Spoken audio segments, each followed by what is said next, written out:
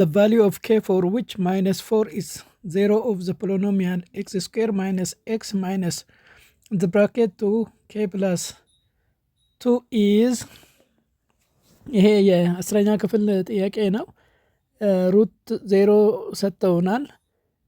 ከዛ ጊቨን ፖሊኖሚያል ፈንክሽኑን ሰጥተውናል። ፖሊኖሚያል ፈንክሽኑ ኤክስ ማይነስ ብራኬት ውስጥ 2k ፕላስ 2 is equal to 0 ይሆናል። የኤክስ ዋጋ is equal to -4 ሰጥተውናል።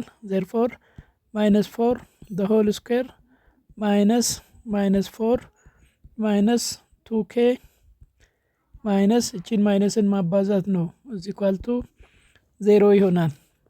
ይሄ 16 plus 4 minus 2k minus 2 is equal to 0 ይሆናል።